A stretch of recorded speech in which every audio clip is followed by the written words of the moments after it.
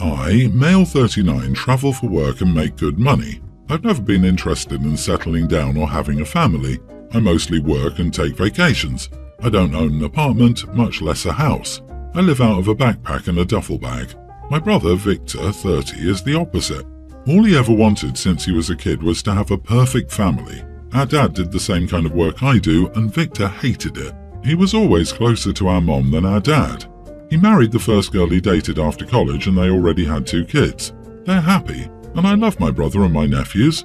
I spend a lot of my extra money on them because I have more than I need and want them to have a great life. My brother became a teacher to spend more time with his wife and kids. I respect that, but he isn't well paid. His 30th birthday was coming up and I decided to do something nice for his family. I checked with him when he and his wife had a free week this summer, and I got them a week away at Disney World. I also paid for my folks to go along to watch the kids and give him and his wife some alone time. His wife thinks I'm a scumbag because I refuse to get a girlfriend or have a serious relationship. I don't want that. I like meeting a woman at a resort or on a tour, spending a weekend together and then saying goodbye. It works for me. They don't want anything more from me than I'm willing to give. Because she thinks I'm a degenerate, womanizing, alcoholic dirtbag, she doesn't want me around her husband or children. So she ensured I knew I wasn't invited to my brother's birthday party at their house. I'm seriously tired of her BS, so I cancelled everything. I took my mom and my dad on a golf vacation instead. I sent my brother a $100 gift card to a restaurant he liked. My sister-in-law found out from my parents what his original gift would be and has been contacting me saying that I'm being an idiot taking away an experience like that from her family over a party invitation. I told her that she was the one who decided I wasn't good enough to be around her family, so my dirty money wouldn't be around her either. I told her not to bother me anymore. My folks are staying out of it and my brother is too. He knows I don't owe him crap and I just like to blow money on stupid gifts. Am I the idiot for not giving my brother and his wife the gift I got them since she didn't want me at his birthday party? Not the idiot, but sis-in-law definitely is. If she doesn't want you because of your lifestyle, then she doesn't want your money, which funds your lifestyle, to taint her perfection. It's good that family stays out of it, but you may have to decide how much you will tolerate long-term to keep a relationship with your brother. I don't think it's good that the family is staying out of it, to be honest. Opie's brother should be standing up for him. It's his birthday party and he's the one who decides who gets to come. Opie, why did your brother okay your exclusion from his party? Honestly, he's the real idiot here for not standing up for you, regardless of what kind of present you might bring. She has no right to comment on how you live your life. It's yours to live. She has no right to keep you away from your brother and nephews. Judging from this reaction from sister-in-law, this would lead to an enormous fight that Opie's brother absolutely would not win, and he'd be in the doghouse for about a year. You did well. She cannot expect you to pay for gifts and not invite you to the birthday party. I believe your sister-in-law is insecure and afraid that your brother will see your lifestyle and become jealous of your freedom and ability to hook up. I feel sorry for your brother, but his wife created this issue, not you. I, 26 male, am a construction site manager on a huge infrastructure project. My beautiful girlfriend, Francesca, 31, is a senior engineer on the project. We just discovered Francesca is pregnant and we're both delighted. We haven't decided which of us will take a year out for parental leave, but she'll take the last couple of months before the birth. She said before that she intends to work as much as she can. I'm a bit worried about this. Francesca mainly does her thing in the office, but she occasionally goes onto the site to observe the work being done. Like most construction sites, it's full of hazardous dust, chemicals that produce toxic fumes, slip and trip hazards, and other dangers. Obviously, the workers and Francesca will wear PPE and respiratory protective equipment, but even then there's more of a risk to an expectant mother and her unborn child. But she doesn't want to be stuck in the office, as she's very passionate about seeing her work being brought to life. I don't see why this is so important. She isn't doing the physical work or managing it, and the site teams produce detailed reports at the end of every shift. Surely that's safer than risking herself and the baby out there. I was working late yesterday, so she got home before me. The topic came up again and turned into an argument. She accused me of trying to control her career and called me a typical construction worker who's obsessed with being a manly man.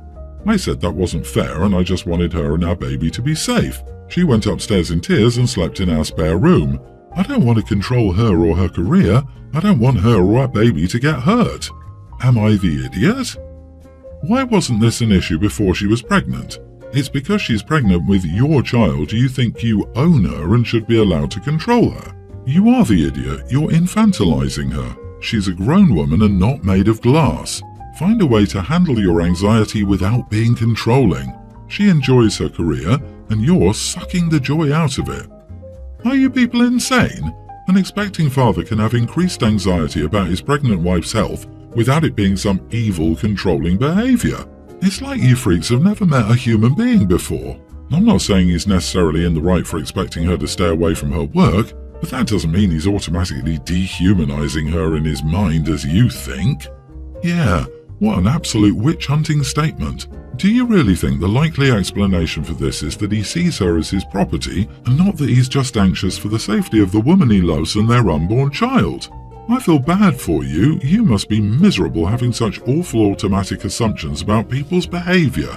It's a construction site, not a radioactive facility. Some jobs are really risky for pregnant women, but he's being way over-dramatic about her walking around a construction site. Women have been having babies for a while now, and sometimes those women have careers that could be dangerous. If you can't trust her enough to understand her own body and the risks involved in her career, why are you having a baby with her? From a woman in construction who has miraculously survived the myriad dangers you claim exist completely unscathed, I'm in more danger of crossing the average street than I ever am on a job site. Also, OP, great honorary mention of your attempt to stonewall her career. Does she earn more than you do? The toxic part is your attitude. My husband and I have 2 daughters, a young teen, Jenny, and a mid-teen, Emily. Their birthdays are 2 weeks apart. Jenny is extremely jealous of Emily. She will do anything to make sure Emily doesn't get any attention.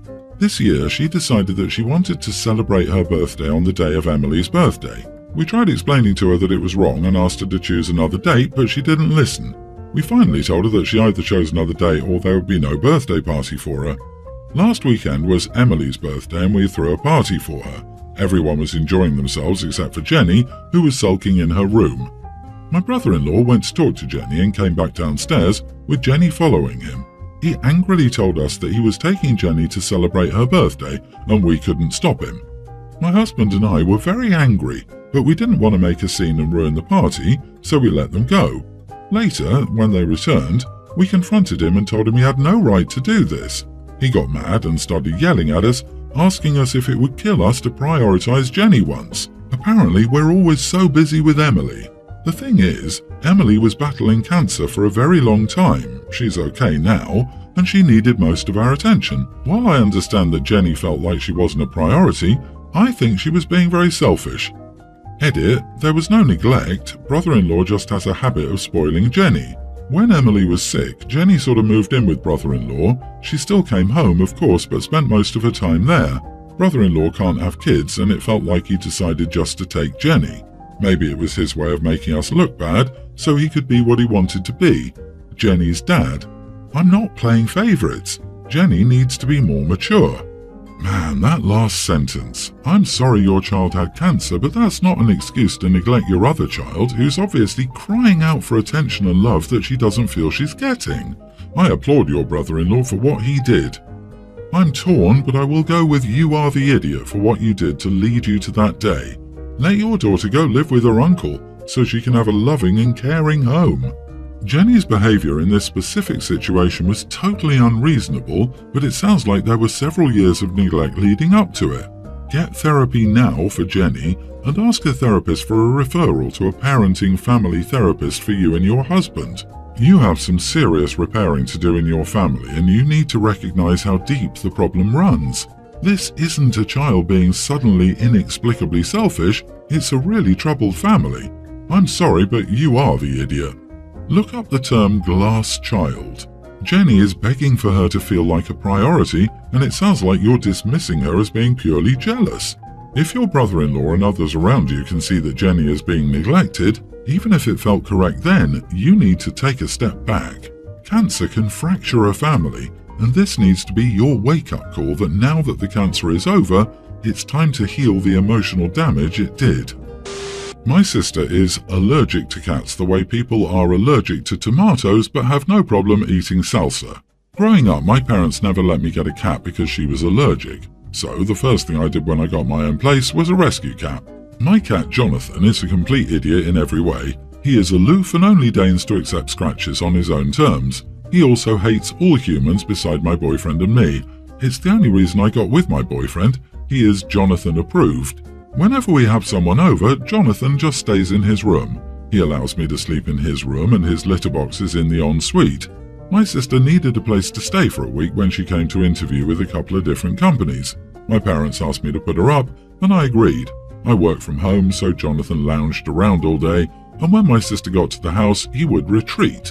We had a nice visit, and she took us out for a very nice dinner as a thank you. She got offered one of the jobs, and she asked if she could rent one of my spare rooms for a month or two until she found her own place. I said yes, but she'd have to get used to Jonathan being around because he usually likes to lay around the whole house. She was surprised because my boyfriend doesn't live with me and his name is Trevor. I said Jonathan was my cat. She said I shouldn't get a cat if she's staying with me, and I laughed and said Jonathan has been living with me for 2 years now. She went crying to my stepdad that I'd exposed her to a cat, and now she was breaking out in hives and blah blah blah. Her mom says I should have told her I had a cat. I said that I didn't live with them anymore and I didn't have to cater to my sister's BS anymore. I was happy to host her, and I'd be happy to rent her a room. I would not put up with her fake attention-seeking allergy anymore. Edit, my grandparents have cats, and when my mom needed a babysitter, she would leave us with them. Absolutely no problem whatsoever. No antihistamines for my sister or anything. And no hives, no watery eyes, nothing. Because my grandmother would not put up with her crap either. She didn't want me to get a cat because I'm allergic to dogs, so we couldn't get a family dog. My mom and her dad humoured her to keep the peace. Not the idiot. As a person with terrible allergies, I hate when people use it as they please. Come on, if she was allergic to cats, she would have broken up in hives about 10 minutes after entering the house. The fact that she didn't see a cat doesn't mean there isn't any of his hair or dandruff all over the house, lol. So that proves she was BSing you the whole time. And I was floored with, you shouldn't get a cat living separately as an adult because your sis has an allergy. Wow, the entitlement. If you're nice enough to offer a place to stay, then she'd better accept your family without complaint. If she doesn't want to be around Jonathan for valid or fabricated reasons, she'll have to stay in a hotel or elsewhere. People who don't like cats are in contempt. If she stays with you, Jonathan will get out when you're not home mysteriously. Everyone's the idiot here. Regardless of allergies or anything else, guests should always be informed of animals living in the house. It's absolutely an idiot thing to do to the person and potentially an idiot thing to do to the pet. Sometimes people don't have an allergy but a sensitivity. Just because someone doesn't go into anaphylactic shock doesn't mean it can't be uncomfortable or unpleasant. I'm slightly allergic to dairy. If I eat it a lot, then I'm going to have problems, but I still have some here and there, no problem. My female 47 daughter, 22, is still living at home since she graduated this spring. We're fine with it because she can save money from her first real job. It is tough out there, so we're trying to help her as much as possible. The conflict has arisen because she's very possessive of the food and drinks that she buys for herself. It's not like restaurant leftovers or anything, that's obviously hers, but she'll buy soda or cheese or sandwich meat, and she'll get mad if anyone else eats or drinks it. I'd understand if she was buying all her own food, but she isn't. She still eats the food that my husband and I buy for the house, so she has no problem eating our food, but God forbid we touch hers. The last straw was last night. Her dad made himself a drink and used one of her tonic waters. She got upset that he drank her stuff. He apologized, but I had enough. I gave her 3 options. Either she starts buying all her food, which she can label and keep in the fridge, freezer and pantry. I will ensure neither her father nor I nor her brothers touch it. She can learn to share and appreciate that we're still feeding and housing her for free, or she can move out. She started crying that I was throwing her out for being upset that someone stole her food. I just told her that she had a week to decide. Her dad says I'm being rough on her and that she buys herself treats that are not stuff I buy all the time.